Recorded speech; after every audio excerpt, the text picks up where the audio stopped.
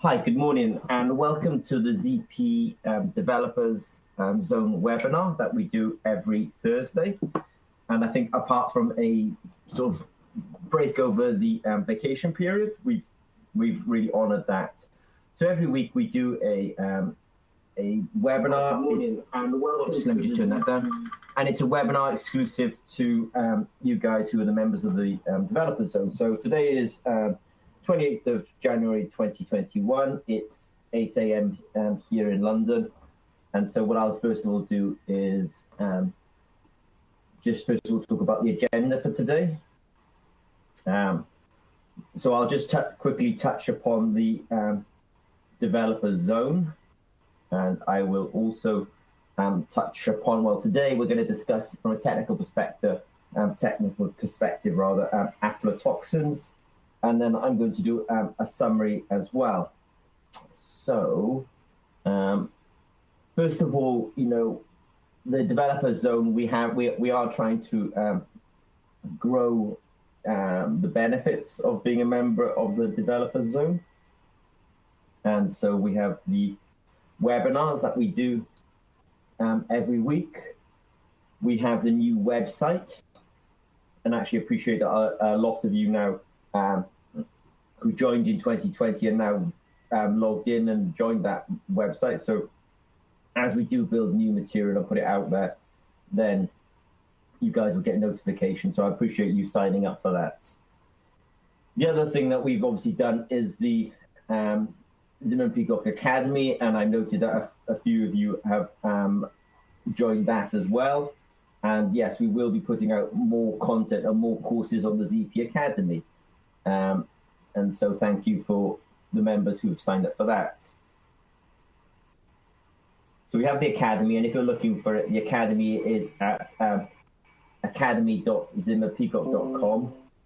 And if you're looking for the developer zone, it's at dev.zimmerpeacock.com. Now, this week we will be talking about cyclovoltammetry quite a bit. So in that regard, it's probably worth having a look at, on the ZP Academy, we have something called Module 2A, which is Techniques for Biosensor Developers. And so I think it's definitely worth having a look at Module 2A, 2A1, sorry, so that you can refresh yourself on cyclovoltammetry.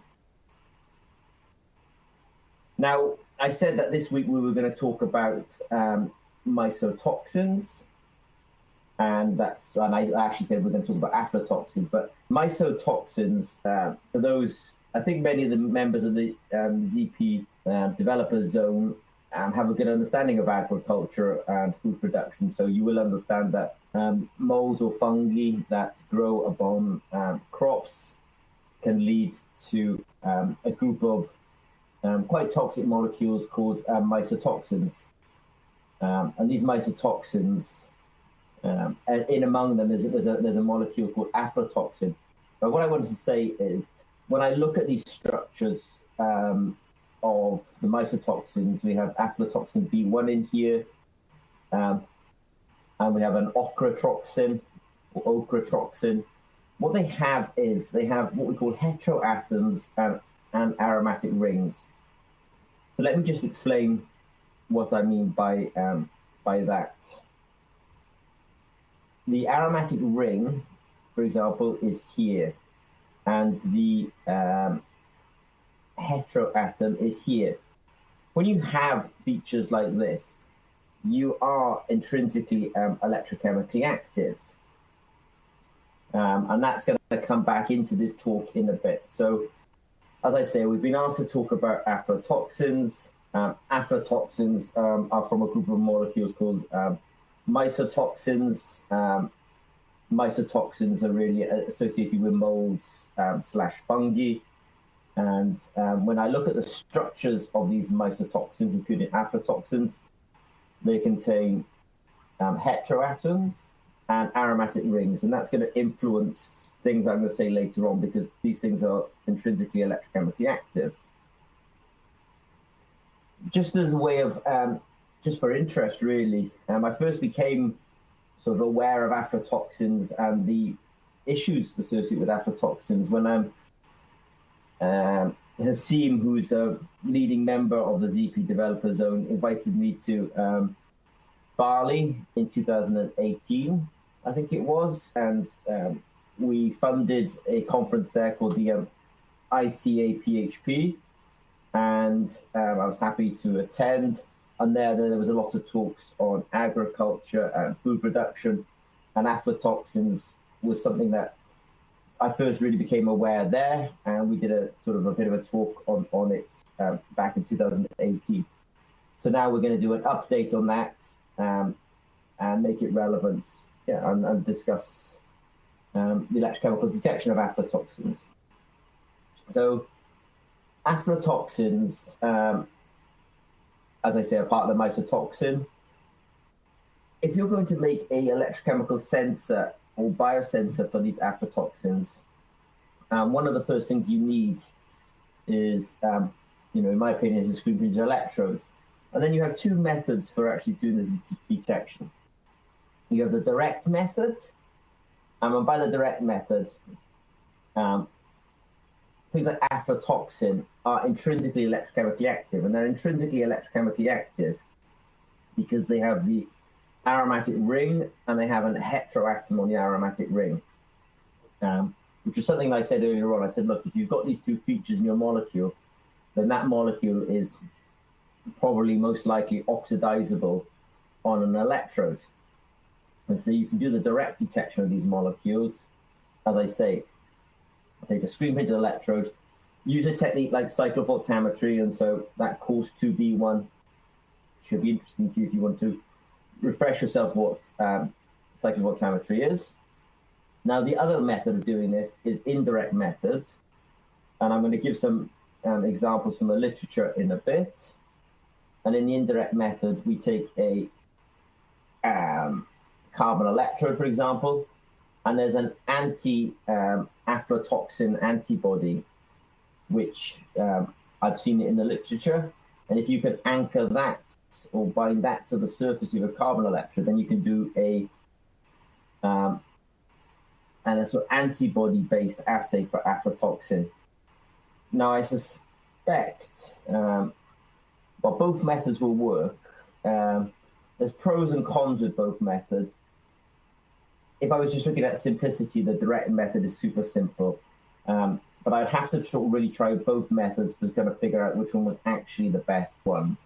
You could argue that there's greater specificity in the antibody assay, but the thing is, when you're going for that specificity, you're losing simplicity.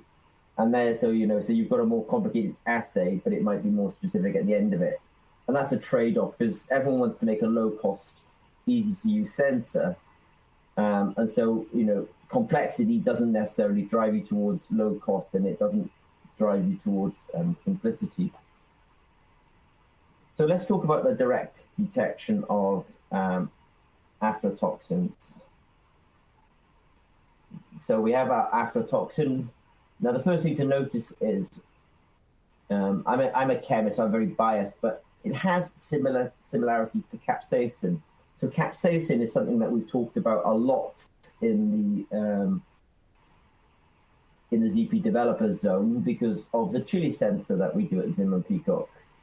And so when you look at aflatoxin, it's got this heteroatom, it's got this oxygen, and it's got this benzene ring. And when you look at the aromatic ring, I should say as well. And when you look at when you look at capsaicin, it's also got that aromatic ring, and it's also got that heteroatom, also that aromatic ring. So these two molecules share some similarities. Now we know we can do the cyclovoltammetry on capsaicin. We have talked about that so much on these webinars. That's something that we've definitely discussed. And I just want to note that on the second scan on capsaicin, you get that new peak. And as I go through this presentation and I show you cyclovoltammograms, you will see that peak appearing in some of the cyclovoltammographs I've shown you. So what I'm saying is, if you do the direct method detection of aflatoxins, and you're trying to argue that your sensor has specificity, you can use the appearance of the peak that will appear in the appear in the circle as the indicator of specificity, or it's a fingerprint that this molecule is truly, here it comes, bang.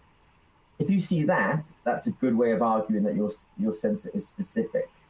And I'm pretty sure that that is going to happen for aflatoxins. Now, the reason that aflatoxins and capsaicin have electrochemical activity is because they have that heteroatom attached to the aromatic ring. I know I've said it a few times, but I will keep on saying it. And that means that the OH group here, for example, can become oxidized to a carbonyl group here. So it's that process that is giving us the electrochemical activity. So that is the root cause of why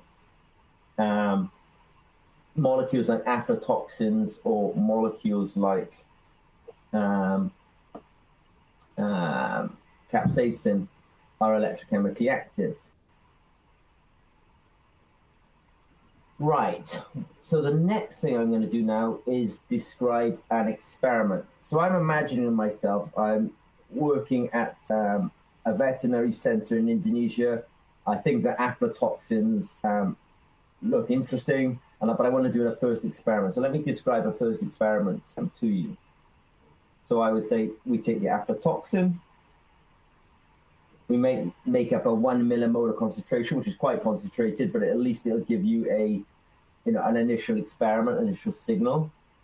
I would make it up in Britt-Robinson buffer. I would take a screen printed carbon electrode. This is one of our hypervalue electrodes. It's always good to get these ones because we can technically support you with these electrodes. I would take the anapot, and you can see there that we've put the hypervalue carbon electrode into the anapot. And onto it, I would put a sample of 1 millimolar aflatoxin in Britt-Robinson buffer. Next thing you need to do is set the software up. So you would need to choose a method called cyclovoltammetry. I would choose maybe the current sensitivity around about 100 nanoamps to 10 microamps.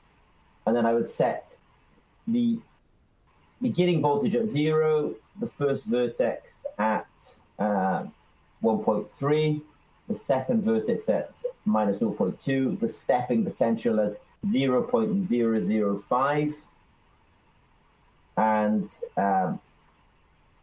the scan rate as 0.01 volts per second, or that's 10 millivolts per second. If you do that, then you're pretty certain to get quite a nice cyclovoltammetry for the aflatoxin.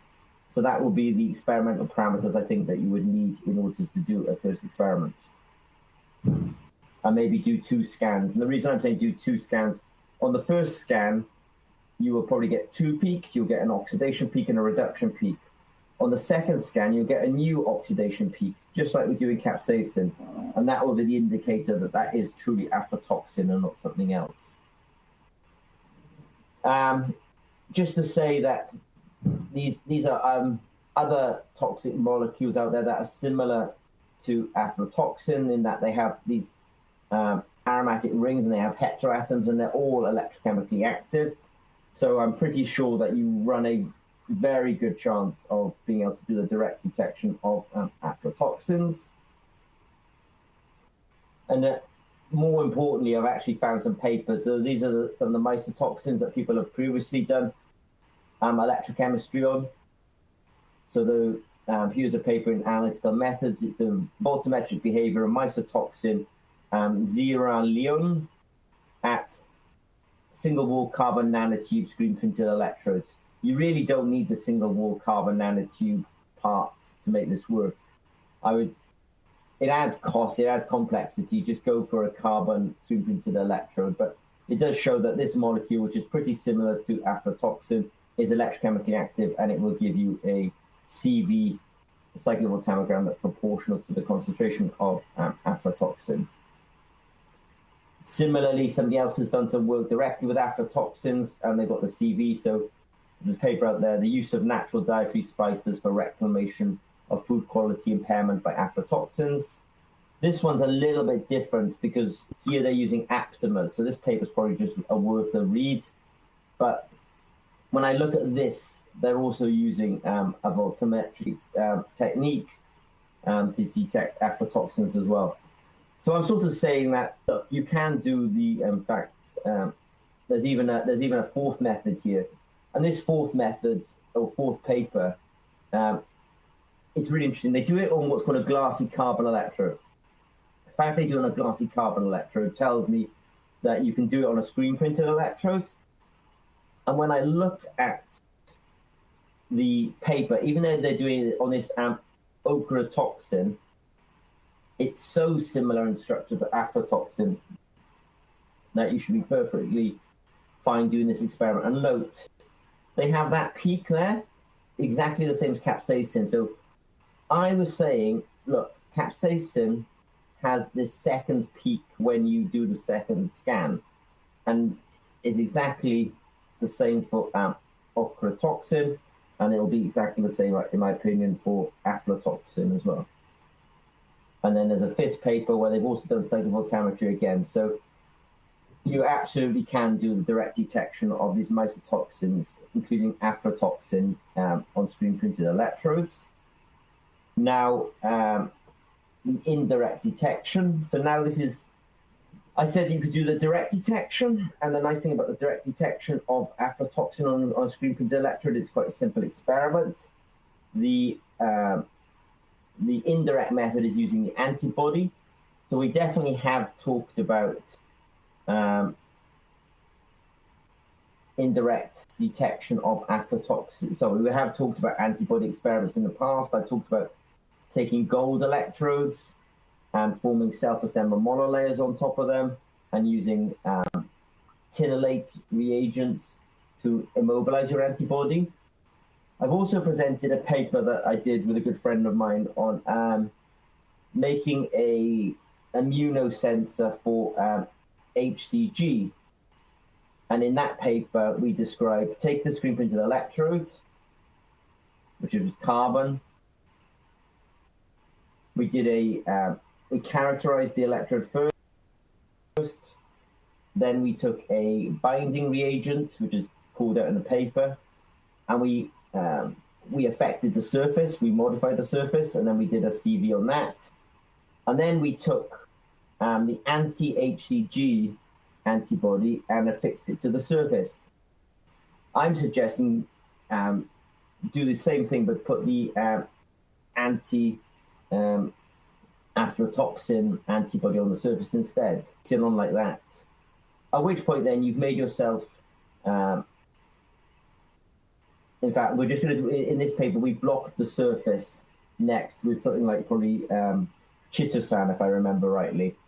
So we blocked the surface. So this paper is a good way if you want to understand how to make an antibody-based sensor. So I'm going to take that principle and then talk about how to use it for doing aflatoxin sensors. And then we did also characterize it after the blocking as well. So what we did is we took the screen printed electrodes, we modified it, and I say you should do the same procedure but modify it for aflatoxin. And then you can actually, you add in what's called a reporting molecule. Now, a good guy to talk to about this is Hasim, because he's done this kind of work in the past as well. You get a signal for the reporting molecule, then you put in some aflatoxin and you'll get a new signal. You add in some more aflatoxin and you'll get a new signal. And then you add in some more aflatoxin, you get a new signal. Now, I have been asked in the past, why do you show the signals increasing in magnitude? Surely they will decrease. It's true. Sometimes the signals increase, sometimes they decrease. If they decrease, it's just because you've got steric hindrance or blocking of the electrodes. Sometimes it increases because the binding actually increases or decreases, increases electrostatic attraction for the reporting molecule. or it decreases the electrostatic repulsion of the reporting molecules. So you can actually have the signal go up and down.